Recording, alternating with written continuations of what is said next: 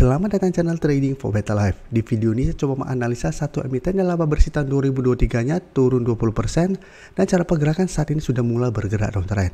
Apakah saham ini masih layak untuk kita hold? Yuk kita coba pelajari analisanya di video ini. Semoga analisa yang diberikan ini bisa bermanfaat dan membantu teman-teman dalam mengambil keputusan. Untuk teman-teman belum subscribe channel ini, bisa tekan tombol subscribe agar tidak ketinggalan informasi dan analisa yang terbaru akan diupload setiap harinya. Saham pertama akan saya analisa adalah saham BSDE. Saham BSDE hari Jumat kemarin masih lanjut turun 5% lebih ke 960.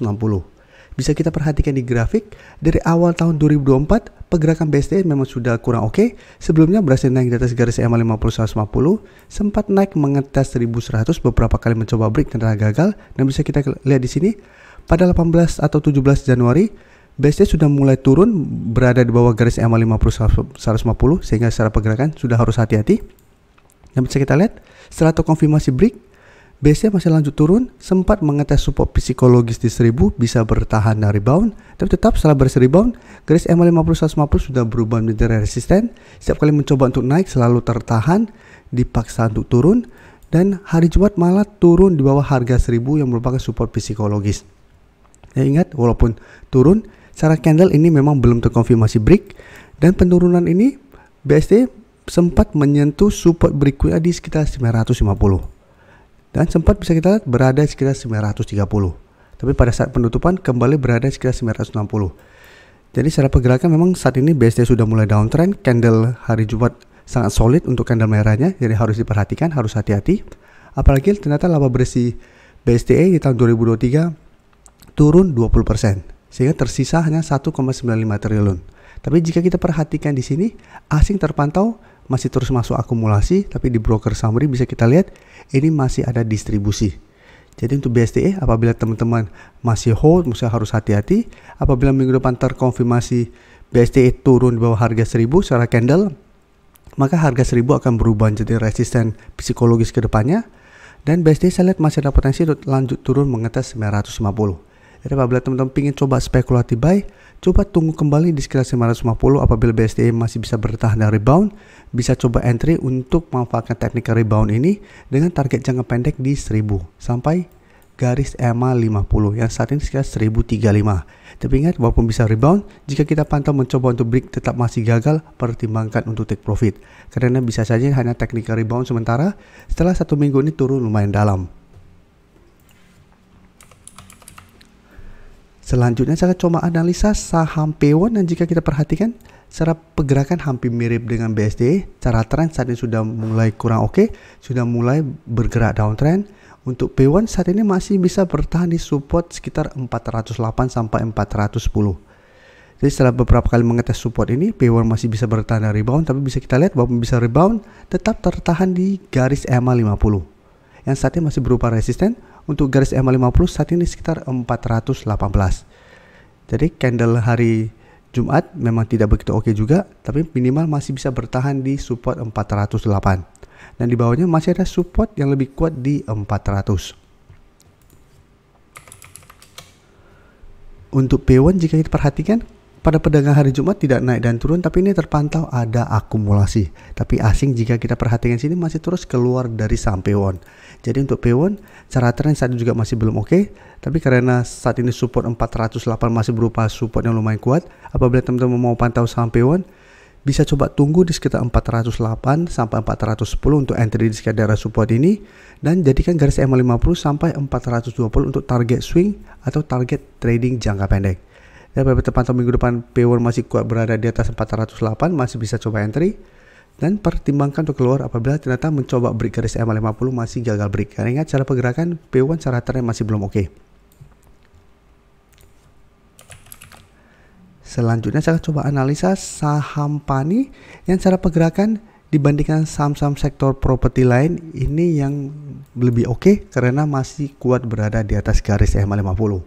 Beberapa kali sempat mencoba menembus garis EMA 50, PANI masih bisa bertahan dan melanjutkan kenaikan. Tapi jika kita perhatikan di sini, setelah berhasil naik beberapa kali mencoba menembus 5.800, PANI masih gagal, sehingga ini masih berupa resisten kuat untuk PANI. Dan setelah gagal break, saat ini PANI mulai melemah. Dalam beberapa minggu ini mulai sideways dengan support terdekat saat ini di 5.200. Sedangkan untuk support garis EMA50 bisa kita lihat saat ada sekitar 5075 dan di bawahnya masih ada 5000 yang merupakan support psikologis untuk Pani saat ini. Sedangkan untuk resisten terdekat bisa kita lihat saat ini ada di 5400 sampai maksimal 5500 untuk resisten terdekat saat ini. Jadi ini zona saat ini untuk resistennya. Dan resisten kuat di 5800.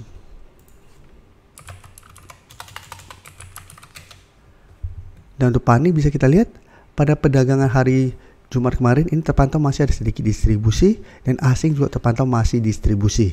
Jadi untuk Pani apabila teman-teman ingin coba entry, menurut saya paling lama wait and see dulu, bisa tunggu kembali di 5200 atau lebih oke lagi tunggu di sekitar 5075 atau di garis EMA50 nya sampai 5000 yang merupakan support psikologisnya. Jadi wait and see dulu.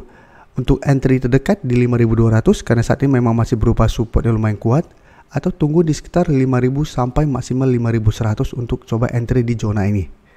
Dan target take profit jangka pendek tetap menurut saya di zona resisten ini 5400 sampai 5500. Apabila berhasil break masih bisa hold dengan target lebih jauh atau resisten kuatnya di 5800. Sekarang saya coba update lagi CTRA. CTRA jika kita perhatikan cara tren juga sebenarnya masih oke karena masih berada di atas garis EMA50 dan minggu ini CTRA masih mencoba untuk bertahan di garis EMA50.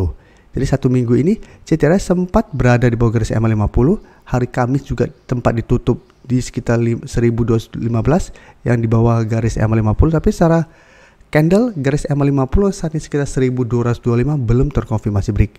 Hari Jumat ini CTRA masih bisa terbentuk candle hijau dan berada di atas garis EMA50.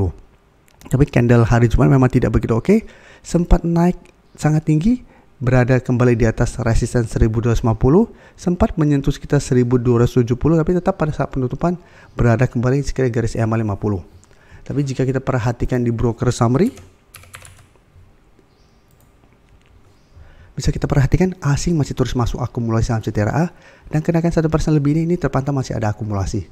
Jadi CTRA menurut saya masih layak tetap masuk ke watchlist dan CTRA juga merupakan salah satu saham yang masuk ke watchlist kami bareng teman-teman member untuk saham-saham yang berada di sekitar support EMA50 150. Jadi selama CTRA minggu depan masih kuat berada di atas garis EMA50 itu masih bisa di hold, masih bisa coba entry selama masih ada candle hijau di sekitar garis EMA50. Dengan target jangka pendek tetap saat ini di sekitar resisten 1250 sampai target lebih jauh di 1300. Jadi bisa hold terus selama support EMA50 tidak terlewati. Tapi jika kita pantau minggu depan cara CTRA kembali turun di bawah garis EMA50 dan terbentuk candle merah, sebaiknya jangan entry dulu. Karena apabila tembus, maka CTRA berpotensi untuk patah tren atau uptrendnya dan berpotensi lanjut turun menuju garis EMA150. Jadi ingat walaupun di bawahnya saat ada sekitar 1200 membuka support terdekat untuk CTRA, tapi jika terpantau garis EMA50 sudah terkonfirmasi break, ini akan berubah menjadi resisten walaupun berhasil rebound dari 1200. Jika tetap tertahan di garis EMA50 maka potensi lanjut turun masih sangat besar. Terima kasih telah menonton video ini. Like dan share video ini bila bermanfaat bagi teman-teman. Dan support channel ini dengan cara tekan tombol subscribe agar channel ini bisa makin berkembang dan bisa membantu lebih banyak orang lagi. Terima kasih.